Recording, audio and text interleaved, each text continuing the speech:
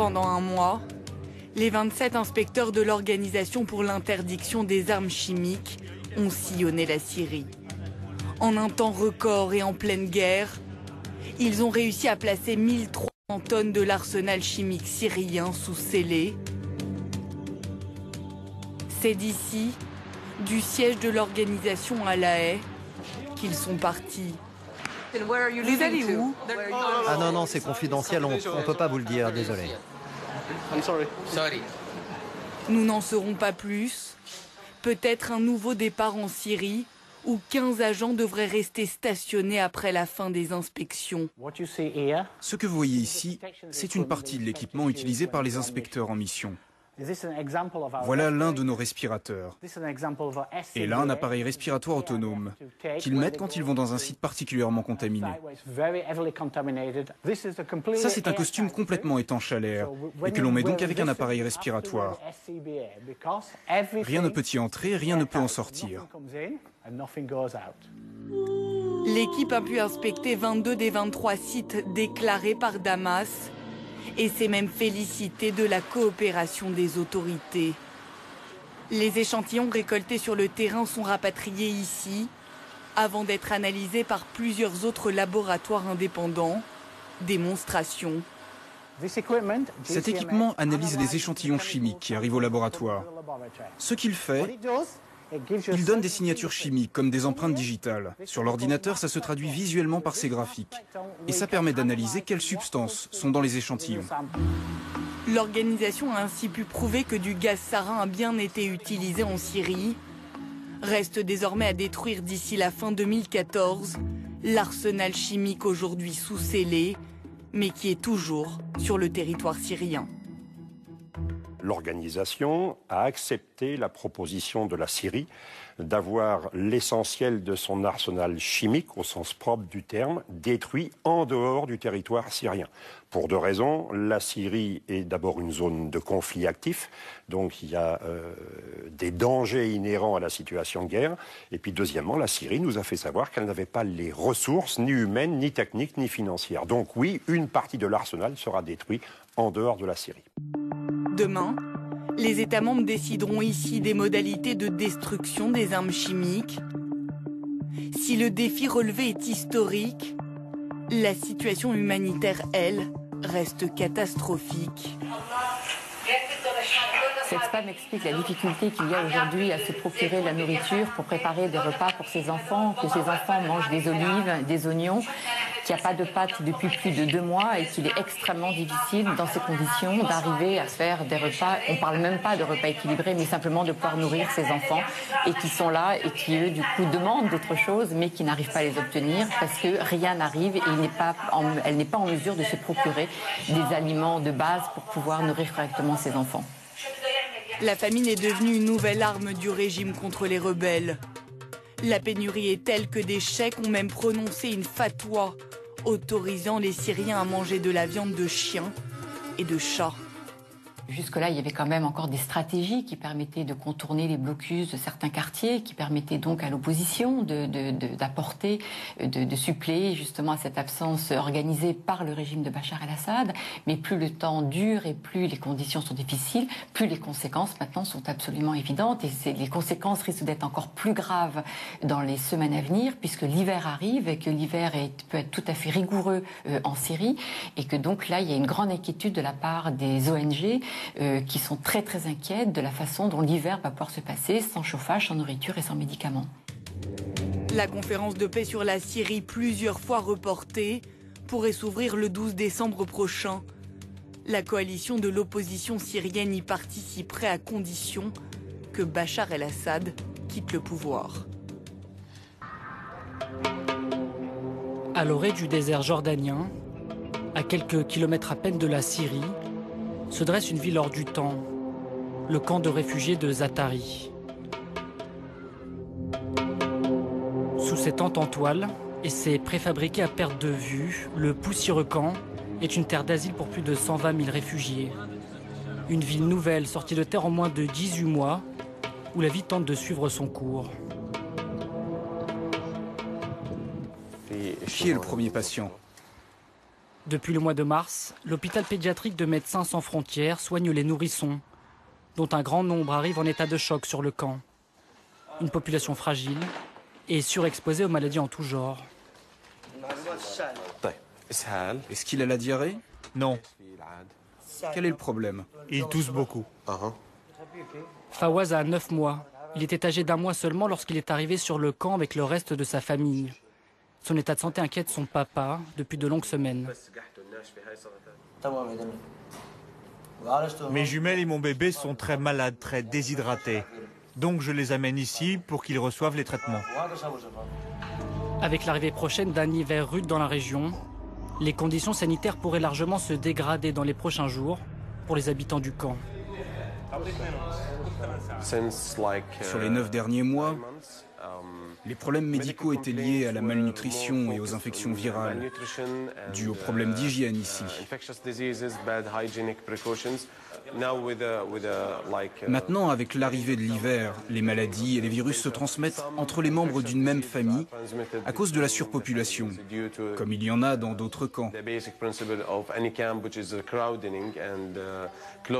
La promiscuité facilite la propagation des virus et de maladies très infectieuses. Abou Al-Qassem habite dans le 5e district du camp, celui des Syriens venus de la région de Homs. Avec sa femme et ses 5 enfants, il dort dans ce préfabriqué spartiate, balayé par l'orage de la veille. Ça fait 8 mois que je suis là.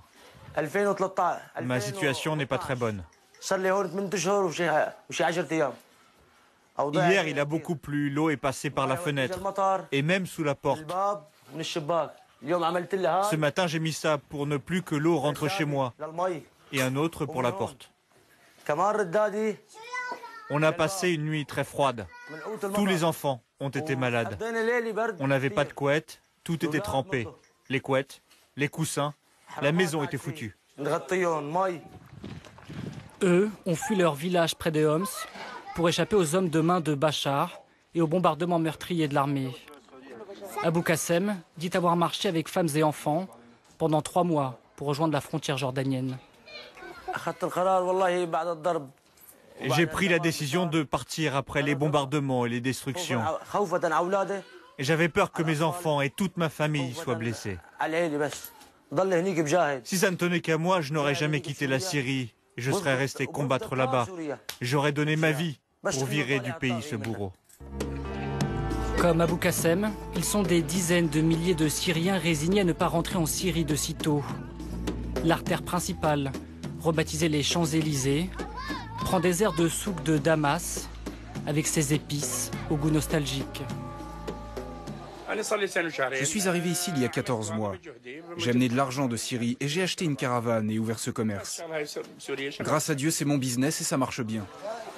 Dans son échoppe, Abou Mohamed renoue avec son passé. Comme à Dera, sa ville natale de Syrie, il vend ici des épices et du café venu de l'autre côté de la frontière.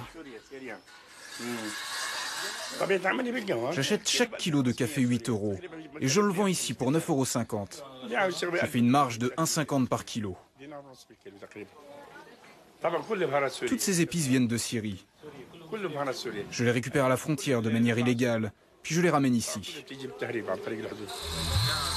À Zatari, cette petite Syrie, la vie reprend doucement ses droits pour quelques dizaines de milliers de réfugiés.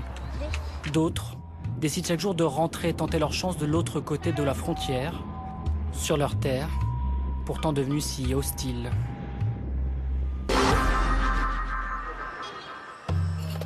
Al-Mafraq, ville sans relief du nord de la Jordanie. Une terre aride, presque inhospitalière. Pourtant, la ville est devenue en quelques mois le symbole de l'exode des réfugiés syriens. Depuis le début du conflit, plus de 2 millions de réfugiés ont fui la Syrie.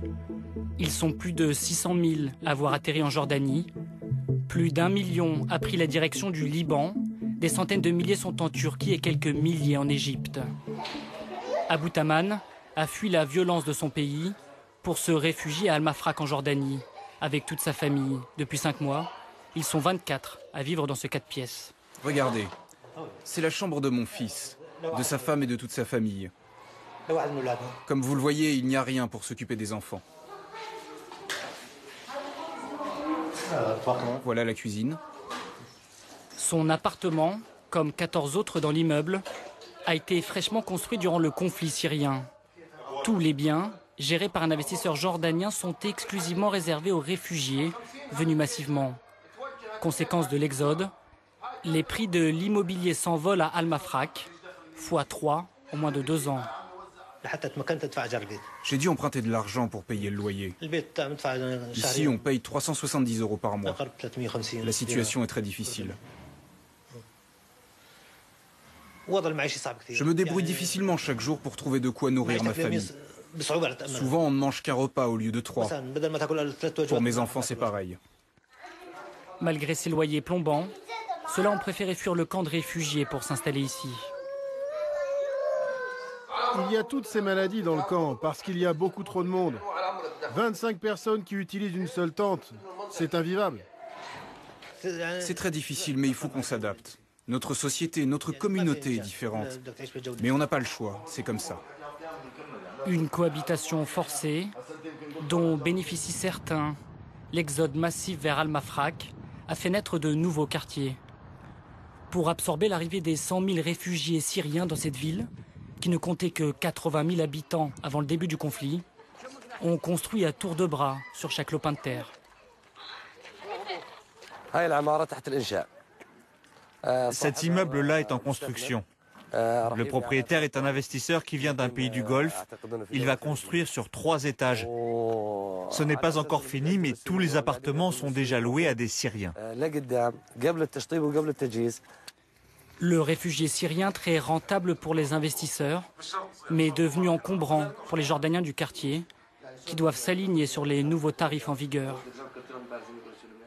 C'est très cher, ça nous touche tous. Avant, on vivait dans une plus grande maison, avec de plus grandes chambres. On ne condamne pas les Syriens, nous sommes tous des Arabes. Mais bon, ils voulaient entrer en Jordanie, on les a accueillis, mais le gouvernement aurait dû créer plus de camps près des frontières pour qu'ils se logent. Et dans les camps, on aurait pu mieux les aider. L'inflation immobilière, symptôme des difficultés de la Jordanie à faire face à l'afflux de réfugiés dans tout le pays. À Amman, carrefour économique de la région, les autorités dénoncent des hôpitaux saturés, des emplois au noir occupés par les Syriens et annoncent une croissance réduite de moitié pour 2013. Aujourd'hui, nous faisons face à une progression de 10% du nombre total de notre population avec ces 600 000 réfugiés syriens. Ils ont besoin d'assistance médicale, d'abris. Ils ont besoin que leurs enfants bénéficient du système éducatif. Tout ça a créé une forte pression sur nos ressources propres, comme l'énergie ou l'eau, des secteurs déjà insuffisants pour notre propre population.